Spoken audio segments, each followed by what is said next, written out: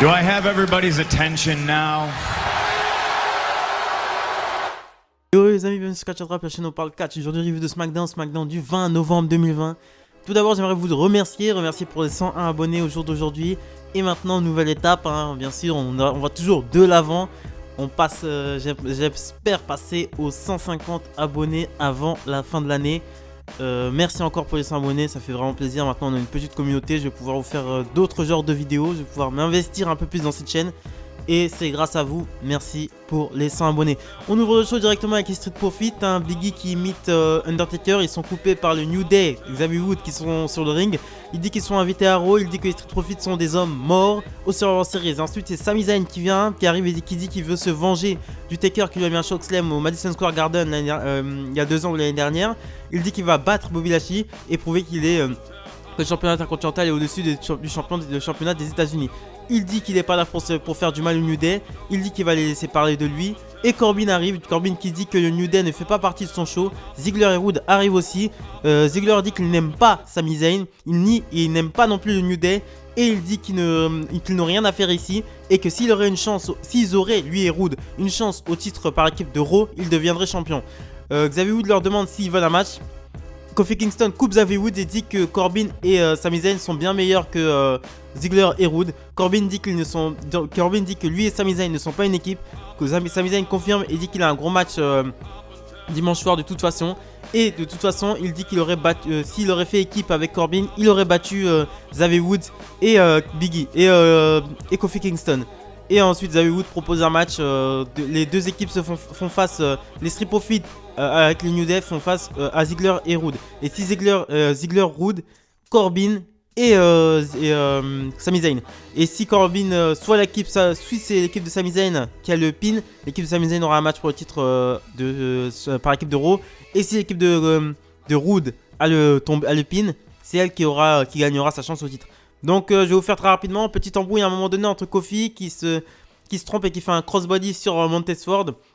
Donc une petite embrouille entre les deux. À un moment donné, tu as Jay Dawkins qui vole le tag à Xavier Woods qui était prêt à en finir avec Bobby Roode. Mais c'est les Street Profits qui ont le finish avec un Spinebuster de Dawkins et un splash de Montez-Ford sur Sami Zayn. On enchaîne ensuite avec Daniel Bryan qui prépare son match en backstage, hein. Il est coupé par Sami Zayn. Sami Zayn qui se plaint à l'arbitre. Il demande à Daniel Bryan s'il trouve ça drôle. Daniel Bryan le pousse. Et Daniel Bryan qui arbore une nouvelle coupe de cheveux, hein. Je trouve largement mieux comme ça, hein, plutôt qu'avec ces trucs de mouton là, toujours ses cheveux longs. Je trouve mieux comme ça fait plus propre, ça fait plus soigné et j'aime beaucoup. Donc Daniel Bryan qui est interviewé par Kayla Braxton, sujet de Jey Uso. Daniel Bryan dit que Jey a dit que ce n'était pas personnel, il le croit, mais au final il a un démon sur son épaule gauche, mais tout le monde a un ange aussi sur l'autre. Et il dit qu'il termine cette interview en disant qu'il est prêt pour son match. Donc nous aurons en main event Jey Uso contre Daniel Bryan, la revanche d'il y a 2 semaines. On apprend ensuite de la bouche d'Adam Pearce que Otis sera le dernier qualifié pour la team SmackDown. Il est qualifié d'office, hein, alors qu'il a perdu contre Lince. Et Bayley sera aussi qualifié d'office. Et on apprend aussi que Natalya aura une ultime chance pour se qualifier contre Tamina. Donc ils ont choisi vraiment la solution de facilité, quoi. Franchement, quoi. Ils auraient pu faire un match quand même pour que Otis se qualifie et un match pour que Bayley se qualifie.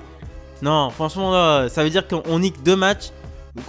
La facilité, mais la facilité à chaque fois qu'ils prennent des routes, ils prennent des facilités, mais c'est pas possible, quoi.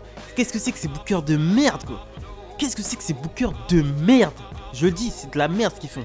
C'est de la grosse merde. Depuis le début des Survivor Series, je me retiens. Putain, je me retiens. Mais c'est de la grosse merde. Tous les wikis qu'on a eu, il y en avait qui étaient bons, hein. Ils étaient bons. L'emballage était bon. C'était l'intérieur qui n'était pas bon, en fait. Voilà. L'intérieur parce que ça ne parlait pas des Survivor Series. Rien n'a été buildé. Et ça se voit que là, ils font les choses dans la précipitation. Et ça me casse les couilles. On enchaîne ensuite avec Natalya contre Tamina. Donc on a Bianca Belair au commentaire. T'as Bayley aussi qui vient pour narguer tout le monde sur le fait qu'elle est qualifiée d'office. Bon, victoire de Natalya qui a fait abandonner Tamina avec son sharpshooter. Tamina qui est toujours là pour prendre le job, hein, elle est bien sympa. Et ensuite, elle est tellement contente qu'elle embrasse même l'arbitre. Et ensuite, elle Riot Squad qui arrive. Et donc ça fait que Bianca Belair, Natalya, Bayley, le Riot Squad. Et voilà, donc la Team SmackDown qui est réunie. Et Bianca Belair, bien sûr. Donc la Team SmackDown qui est réunie. Ils ont réuni la Team SmackDown pour faire un angle, hein. Elles se prennent. C'est juste pour faire l'angle, en fait. Ils auraient pu le faire il y a 3 semaines. Ils auraient pu le faire il y a 2 semaines, hein. Mais juste pour faire l'angle, genre tout le monde se rejoint, mais sans aucune raison, hein. Bayley vient dans un match de Natalia sans aucune raison, Bianca Belair et aux commentaires sans aucune raison, le Riot Squad vient quand Natalia a gagné sans aucune raison. Build-up de merde.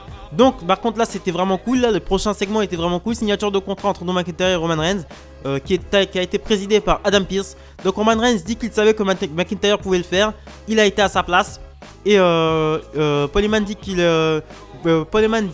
Drew McIntyre a toujours été le bon gars au bon endroit mais au mauvais moment. McIntyre répond que Reigns a essayé de rentrer dans sa tête, il dit qu'il va rien faire. Il va rien faire, hein, il va pas le frapper pendant la signature de contrat parce qu'il sait qu'il a déjà son match et il se réserve pour son match. Donc il dit qu'il a gagné le titre, pas pour Reigns mais pour lui. Et ensuite il signe le contrat, il donne le contrat à Roman Reigns. Paul Heyman change le stylo que Drew McIntyre a donné à Roman Reigns pour un autre, le change pour un autre. Et Roman Reigns dit qu'il va donner un petit conseil à Drew McIntyre pour les series. Il va lui faire aux series, il va faire comprendre à Drew McIntyre la vérité. Il est le champion. Drew McIntyre est un champion secondaire. Il est un jouet. Il est celui qui a le titre, qui a le titre quand Roman Reigns est occupé. Il est Roman Reigns, le visage de la WWE. Il est le chef de tribu. Il est celui qui est en bout de table. Et un jour, McIntyre aura peut-être l'opportunité d'être le visage de la compagnie, d'être le champion. Et McIntyre se regardera dans le miroir et verra l'homme qu'il pensait être. Et il sera toujours le second derrière Roman Reigns. Il sera toujours le second choix. Roman Reigns sera toujours le premier choix. Et ensuite, il signe le contrat. Roman Reigns signe peut-être là une de ses meilleures promos. Pour moi, c'est une de ses meilleures promos. Voilà, quand on met quelqu'un dans son élément, qu'on le laisse à l'aise et qu'on n'essaye pas de lui faire des blagues débiles, parce que c'est pas du tout Roman Reigns, qu'on n'essaye pas de lui faire le Cena, ben ça fait des super promos. Parce qu'il est naturel et qu'il se force pas. Voilà, quand on essaye de pusher quelqu'un comme étant un mec cool qui fait des blagues, le face 2010 qui fait des blagues, c'est bon quoi. On enchaîne ensuite avec Seth Rollins contre Buddy Murphy. Buddy Murphy est soutenu par la famille de Rey Mysterio qui est en ringside pour son match. Hein, il se tape même un nouveau thème. À un moment donné, t'as Rollins qui essaye d'utiliser des kendo sticks, mais Rey Mysterio en empêche. Donc Rollins s'occupe de Mysterio et de son fils. C'était un très bon match. J'adore ces deux catcheurs. Donc franchement, ça m'a pas dérangé. C'était très agréable, très fluide. À un moment donné, t'as Rollins qui passe un stomp sur Murphy qui était dans les cordes. Et ensuite, il fait le compter, mais Murphy se sauve avec les pieds dans les cordes. Et ensuite, Murphy réussit à contrer un curse stomp de Rollins et place son Murphy Slow pour la victoire. Murphy Slow, la loi de Murphy, sa prise de finition, une prise de finition que j'adore, je la trouve très belle. Et victoire de Buddy Murphy qui concrétise pour moi un an de très bon booking. Pour moi, Murphy, ça commence avec l'épisode Roman Reigns, quand Roman Reigns se faisait attaquer l'année dernière. Très bonne storyline d'abord, une storyline qui avait très bien commencé mais qui avait très mal fini. Murphy avait eu un match contre Roman Reigns avait bien mis over Murphy, ça je m'en souviens. Il avait vraiment bien mis over Murphy et franchement c'est vraiment cool que Murphy soit vraiment mis en avant. C'est vraiment un mec qui sort de 205 Live et il a vraiment de NXT à la base aussi. Il a été champion par équipe d'NXT, faut pas l'oublier. Et franchement c'est vraiment un catcheur que je suis parce qu'il a une réelle évolution, voilà. On enchaîne ensuite avec Sasha Banks et Asuka qui sont sur le ring. Michael Cole qui est là pour nous rappeler aussi qu'elles vont s'affronter aux series. Il nous rappelle l'histoire entre les deux. Hein. Bon, il y a eu une partie de ping-pong à SummerSlam pour le titre de Asuka. Donc, les deux se balancent ces provocations. Asuka dit que Sasha Banks n'est pas prête pour elle. Banks dit qu'elle est née prête. Et elles sont prêtes à s'affronter. Mais Carmella arrive et attaque Sasha Banks. La met sur le coin de ring, mais à l'envers. Et lui met un super kick sous les yeux d'Asuka. Moi, Carmella, franchement, Sasha Banks, Asuka. Sasha Banks, il portait une super tenue. Hein. J'adorais comment elle était habillée. De toute façon, Sasha Banks s'habille très bien. Asuka contre Sasha Banks, ça va être un très très bon match. Ça, je le sais. C'est deux très bonnes catcheuses. J'aime beaucoup ce qu'elles arrivent à faire sur le ring. Ce qu'elles arrivent à donner sur le ring. Carmella, moi, franchement, les gars, j'ai aucun avis sur elle, quoi. C'est quoi son nouveau son, je crois? C'est l'indomptable. Ils disent quoi? C'est l'indomptable, je crois. C'est pas possible. Son nouveau gimmick rouge, je sais pas quoi. Déjà, ça ressemble beaucoup à Sasha Banks. C'est pas possible. On dirait une mère maquerelle, je sais pas quoi. Mais c'est nul. Asuka, elle est pas convaincante avec ses super kicks qu'elle met sur le torse là. Non, c'est pas possible pour moi. On enchaîne ensuite avec le main event of the evening. Jey Uso contre Daniel Bryan. La revanche d'il y a 2 semaines. Donc c'est une revanche. Jey Uso avait battu Daniel Bryan et blessé Daniel Bryan il y avait 2 semaines pour blesser Daniel Bryan pour prouver à Roman Reigns sa loyauté. Daniel Bryan qui arbore une nouvelle coupe de cheveux qui lui va très bien. Franchement, j'adore cette nouvelle coupe de cheveux, ça lui va bien. Ça fait plus propre quoi, ça fait pas les cheveux qui n'importe comment comme il avait l'habitude de faire. Donc c'était un bon match. En même temps avec Bryan c'est difficile de faire un mauvais match. Bon match, mais je vais vous faire directement la fin. Victoire de Daniel Bryan qui contre le Uso Splash en roll-up. Donc Daniel Bryan qui se rachète une fierté. Il faudrait que Kevin Owens aussi batte Jey Uso. Il faudrait qu'AJ Styles aussi batte Jey Uso quoi. Parce que Jey Uso qui bat tout le monde, fallait absolument arrêter ce délire quoi. Le mec a commencé sa carrière solo cette année, mais il bat des main eventers en faisant des super kicks quoi. Au bout d'un moment, arrêtez de nous prendre pour des cons. Qu'est-ce que c'est que ce booking de merde? Franchement, les Survivor Series, là je vais vous faire un petit bilan. Survivor Series, c'est le build-up des Survivor Series cette semaine, les 4 semaines là, c'était de la grosse merde. De la grosse merde. Tout. Il n'y a rien qui n'a été bien buildé. Tout était mal buildé. Absolument tout. Même McIntyre contre Roman Reigns. Ils auraient pu le faire avant. Bon, McIntyre, Roman Reigns, bon, je pense qu'ils ont voulu nous faire la surprise. Bon, ok, je passe là l'éponge.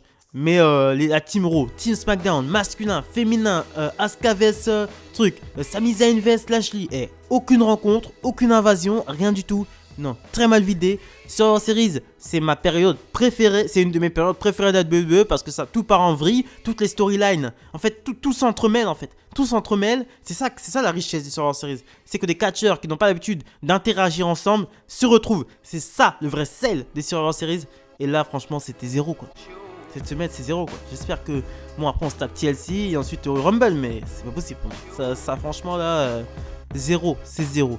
Donc voilà, merci de m'avoir écouté, likez, commentez, partagez, très important pour développer la chaîne. On va aux 150 abonnés. Merci les amis encore une fois. Salut.